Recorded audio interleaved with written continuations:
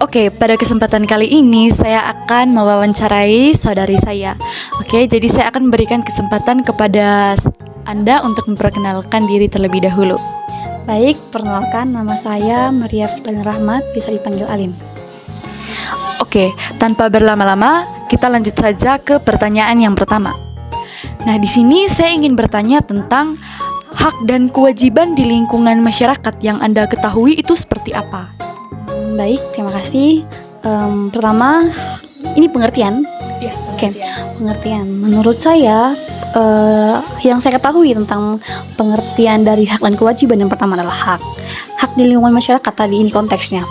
Hak adalah sesuatu yang diperoleh oleh seseorang sesuai dengan norma atau aturan-aturan di lingkungan masyarakat tersebut. Sementara kewajiban adalah sesuatu yang bukan, kewajiban adalah tanggung jawab yang diperoleh seseorang sesuai dengan norma atau aturan-aturan yang ada di lingkungan masyarakat tersebut.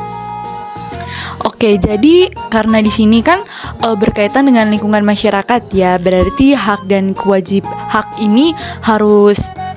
ini seperti apa ya maksudnya? Hak ini itu apa yang sesuai dengan diri kita sendiri, sementara kewajiban itu sesuatu yang harus kita patuhi ya, sesuai dengan norma-norma yang sudah ditetapkan dalam lingkungan tersebut. Nah, kenapa sih kita harus mematuhi norma-norma tersebut? Yang pertama, norma-norma atau aturan ini kan dibuat demi kenyamanan kita bersama, misalnya membuang sampah sembarangan atau menjaga fasilitas umum seperti misalnya taman. Nah, taman ini kan dibuat untuk misalnya rekreasi atau misalnya ada acara lingkungan sekitar. Nah, ini kan dijaga kewajiban. Misal kewajibannya adalah menjaga taman tersebut agar tetap bersih. Taman tersebut dijaga biar apa? Biar tetap bersih kan, tetap bersih dan maksudnya kayak biar kita nyaman gitu. Kayak misalnya kita nggak boleh buang sampah sembarangan. Nah, buang sampah sembarangan ini kan pasti kan merusak pemandangan, terus mengundang penyakit, nyamuk, lalat. Nah, ini kan pasti nyamuk lalat ini kan menyumbang penyakit.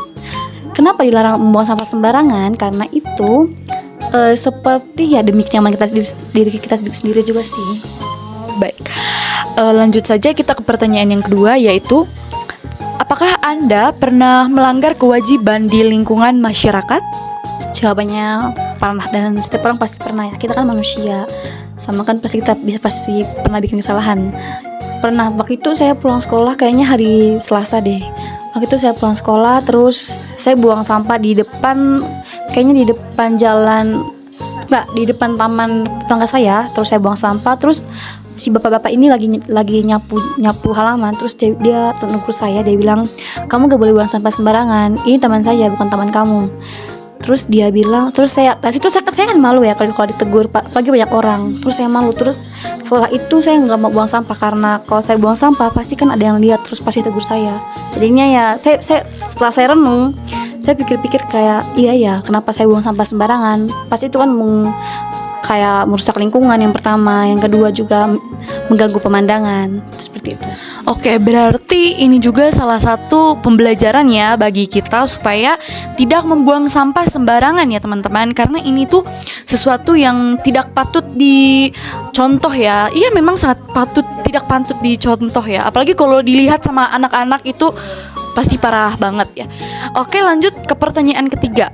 Nah, bagaimana pandangan Anda terhadap orang yang melakukan pelanggaran kewajiban di lingkungan masyarakat? Yang pertama sih, maksudnya nggak bagus ya. Seperti yang adik bilang tadi, yang apalagi kalau adik-adik lihat, adik-adik misalnya balita. Ini balita kan pasti yang kayak mau niru gitu, kayak kalau misalnya begini kita buang sampah sembarangan atau apapun yang kita lakukan, pasti mereka bilang, "Lah, kakak itu kan buat. Masa saya enggak? Saya ikutin kakak itu dong, karena kakak itu kan panutan saya. Saya lihat kakak itu kan SMA, jadi saya mau ikutin dia karena dia buang sampah sembarangan, saya juga mau buang sampah sembarangan." Balita kan nggak tahu ya kalau misal itu tuh hal yang sangat tidak terpuji untuk dilakukan. Dia juga tidak tahu kalau misal perbuatan dia itu akan menyumbang berbagai masalah yang ada di lingkungan sekitar. Oke, nah tadi kakaknya bilang balita ya, karena seperti yang kita ketahui ya teman-teman, di rumah tangga aja ya, ini ada loh banyak anak-anak yang suka meniru ya apa yang kita lakukan. Apalagi kalau orang tuanya melakukan sesuatu, itu pasti ada anak-anaknya yang ikut. Misalnya kalau dalam keluarga seperti kakaknya, orang tuanya itu melakukan hal yang tidak baik, itu pasti ya kalau dilihat oleh anak-anak pasti mereka bilang, itu baik, itu saya harus melakukan hal seperti itu.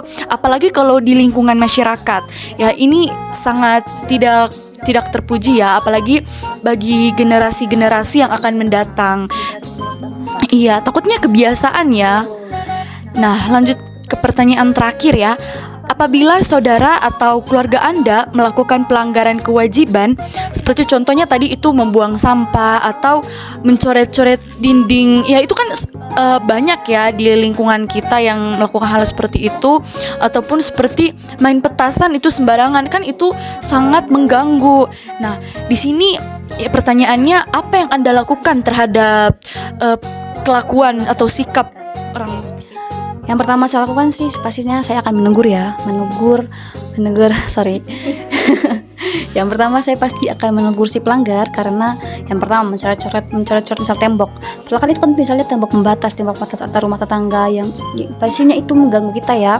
Apalagi tembok yang kita sudah jadikan untuk bersih, lalu mereka coret-coret pasti kan kotor dan kelihatannya seperti tembok yang tidak baik ya, katanya tidak baik seperti itu. Yang pertama saya akan pasti menegur dan mencari solusi bersama.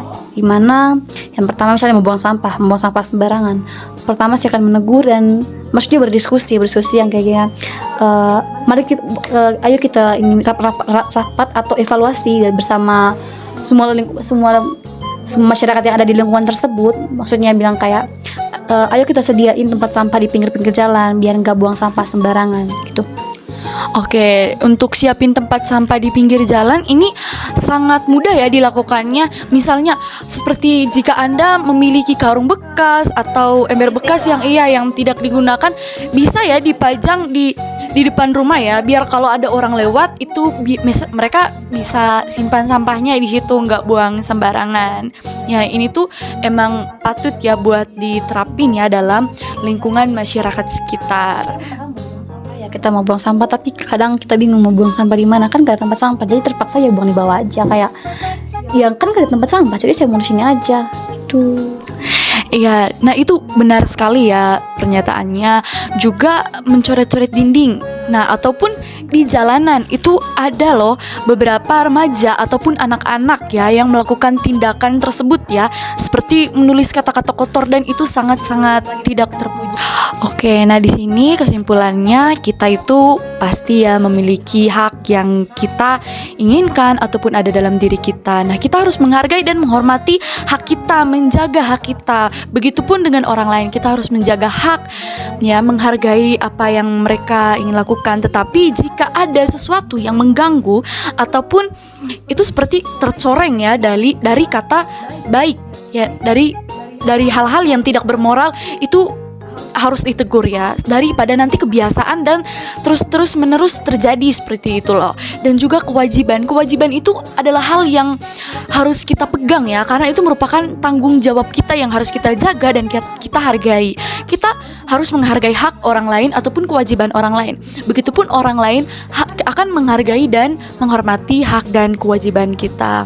Ya, seperti yang sudah dikatakan sama Kakak Alin, ya kita harus seperti tadi kewajiban dalam membersihkan lingkungan itu sangat penting sekali ya. Kita harus menjaga lingkungan kita supaya tetap bersih dan nyaman ya. Iya, demi kenyamanannya kita bersama maupun orang lain. Oke, sekian dari wawancara kali ini. Saya berterima kasih kepada Kak Alin. Terima kasih.